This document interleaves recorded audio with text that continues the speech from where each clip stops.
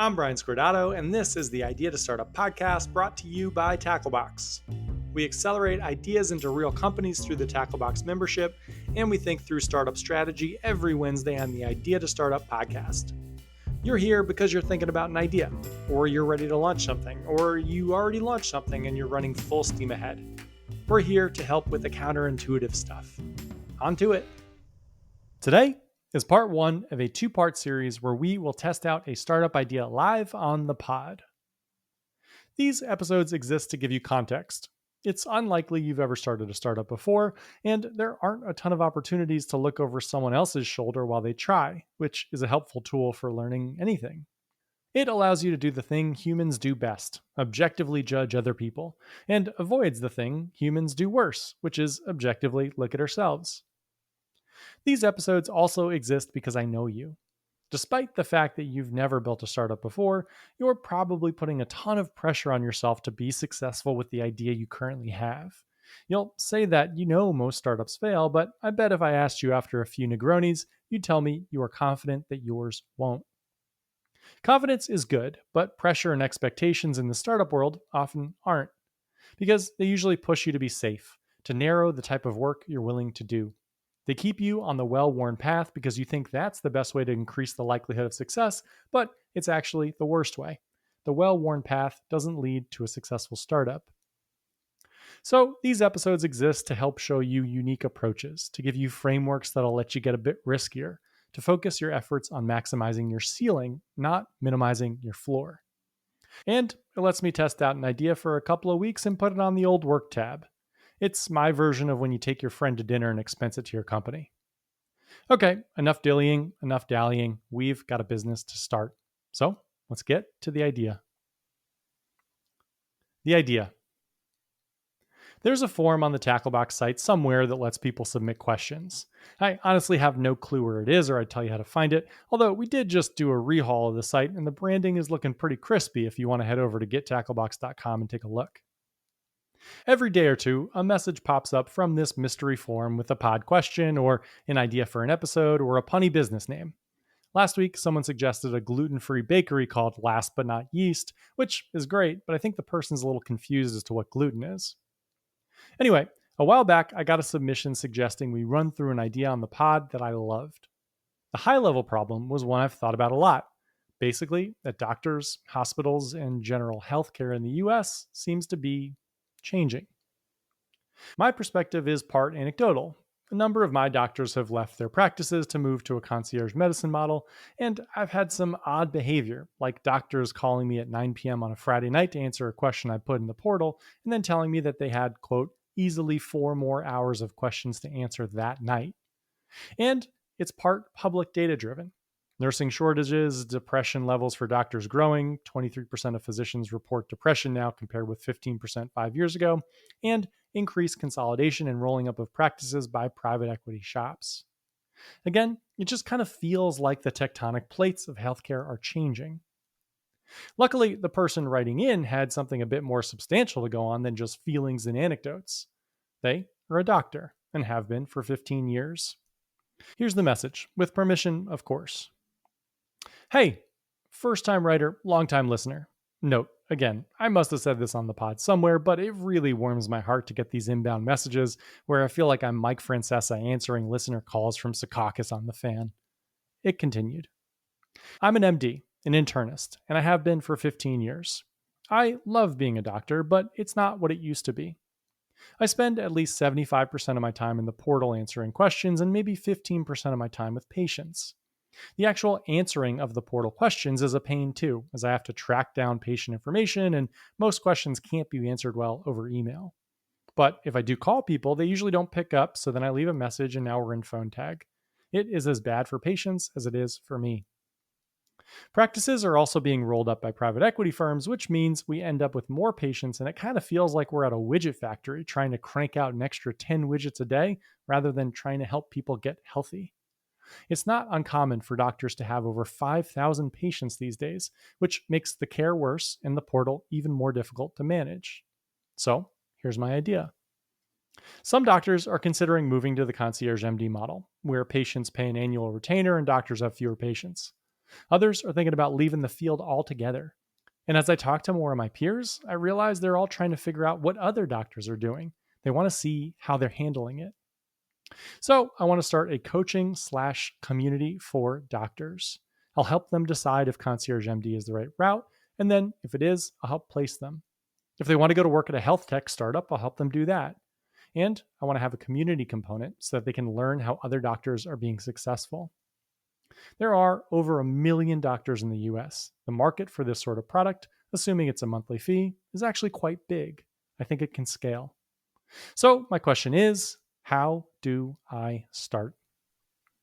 And what a question that is, my doctor friend. And we'll get to it. We'll talk about the 90% wrong principle, the 4 big questions for ideas, and we'll figure out how to start running tests to see what we've got. After a little smooth jazz. If you've got a startup idea and a full-time job and want to test out the former before you leave the latter, come and work with us. Apply at gettacklebox.com. Over 400 startups have tested and built ideas through our program, and those businesses are now collectively worth over $1 billion. Our program helps you prioritize and execute, and our members and me and the team keep you accountable and give you feedback along the way. Come build with us at gettacklebox.com. Back to it. Where you start. 90% wrong. The most famous marketing quote of all time has been attributed to John Wanamaker and Henry Ford and J.C. Penney and a whole bunch of other people, and it goes like this. Half the money I spend on advertising is wasted. The trouble is, I don't know which half. The startup version of this is that 90% of the assumptions you start with about your idea will be wrong. I first saw this theory from the founder of Anchor, I'll pop it in the show notes, and I've watched it play out hundreds of times since. The problem is, of course, that you don't know which are the 90% of assumptions you should drop and which are the 10% you should triple down on because they're going to anchor your business. For our purposes at Tacklebox and on the pod, we have a specific definition of an assumption. It is a thing that you believe about the business that you're going to start, and if you're wrong about that thing, the business doesn't work. It collapses. We only care about the big assumptions. So, if you're starting a publishing company that'll work exclusively with chatbots that write books end to end, one of your huge assumptions is that people will buy books written by robots. For your business to be different, your assumptions need to be unique or counterintuitive, things you believe that other people don't. Back to the 90% of your assumptions will be wrong thing. This is scary and hard for first-time founders to swallow. It's scary because if 90% of your assumptions are wrong, it's likely that a core belief, maybe the core belief that spurred you to start this thing in the first place, is wrong. Actually, it's probable. And it's hard because you need to find objective data on these assumptions to decide which are in the 90% and which are in the 10%, meaning data that isn't influenced by your current assumptions. So you need to interact with lots of potential customers before you've got a product. If I look at the founders that have been successful through Tacklebox, each one has 2 capabilities as superpowers. First, they are comfortable, usually excited, to find out what they're wrong about. They don't hold initial beliefs as precious, they see them as a starting point that needs to be pushed and pulled and prodded to get somewhere useful. And second, they're able to quickly find objective data from customers to help them know which assumptions to tweak and which to hold on strong to. They always make sure it's easy for them to access potential customers to bounce their assumptions off. It never takes a month to get something in front of a customer, it takes a day. So the feedback loops get fast, something we'll talk about in a bit. This is where every entrepreneur needs to start, with a hypothesis that they acknowledge will likely be 90% wrong and 10% promising, and a system to quickly figure out what is what. And that is where we'll start today, after I note one more thing. The 90% wrong thing can be daunting because it feels like you've got more work to do than you thought you did. Maybe you thought you could just build the thing that's in your head. But in the words of Graham Weaver in a terrific commencement speech I'll pop in the show notes, nearly everything good in your life will be worse first. Meaning, sure, it'll be harder when you start if you're 90% wrong because you'll need to shore up those assumptions and maybe find some new ones. But your growth curve after that worst first period will be sharp and up and to the right because you'll be working with stuff that works. Once you've got the right assumptions, the business will go like it's got one of those NOS containers from Fast and the Furious on it. The idea of worse first works with most things worth doing. Are you in a relationship you got to get out of? It'll be worse first, then much better once you do. Want to learn Spanish? Same thing, and on and on. Humans tend to shy away from worse first, but you shouldn't, because everything interesting is on the other side of it. Worst first is a phrase to live by. Which brings us back to our doctor friend. I reached out to get the assumptions that he was relying on at the moment for his business because we need to test them and see which were part of the 90 and which were part of the 10. But just saying, quote, let's test your assumptions is about as helpful as saying, quote, go write a book. Sure, but how? You need a framework to surface, organize, and test the most important assumptions. Specifically, you need a story framework, which brings us to the 4 story questions. The 4 story questions. There's something most new entrepreneurs need to learn the hard way. No one makes decisions based on numbers. Here is an example. Let's say you've got a loyalty SaaS tool you built to get customers of local coffee shops to come back an extra 5 times per month and buy coffee. And those returns will help most coffee shops increase revenue by $1,000 a month. And you're only charging $50 for the service, so it's just free money, right? Every coffee shop will join immediately, right? No, this isn't how it works, as you can probably sense from my sarcasm. We had a startup that was able to deliver on that exact promise, and nearly no coffee shop was interested in the numbers pitch because people don't make decisions on numbers. This founder went from coffee shop to coffee shop. Owners nodded and smiled and said, yeah, sure, that's a great product. And then said something like, come back in 6 months or so, things will have settled down and we'll have time to focus on this. Because humans make decisions on stories, not numbers. Numbers can sometimes support that story, but they are at best one leg of the table. The decision to buy from you or not will be made solely based on how well you can tell the story your customer is currently the lead character in. That is where our assumptions come in. They are the facts in that story. Practically, there are 4 parts to every story. These are our core assumptions. First, who is the hero? Second, what do they want? Third, what's holding them back? And fourth, what exactly does it look like once they've been wildly successful? In the coffee shop example, the hero of our story, the owner, would probably love an extra $1,000 a month. But adding in a loyalty product might not be part of their current story. So the $1,000 carrot won't matter. At any given time, your customer will have a hierarchy of problems they're actively trying to solve. At most, they'll have the cognitive space for 3.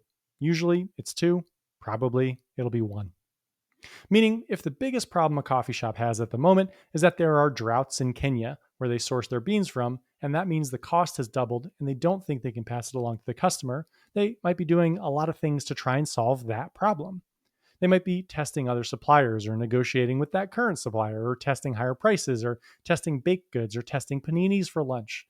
They just won't have the bandwidth to think about a loyalty program if they don't see it in the terms of the problem they're trying to solve now.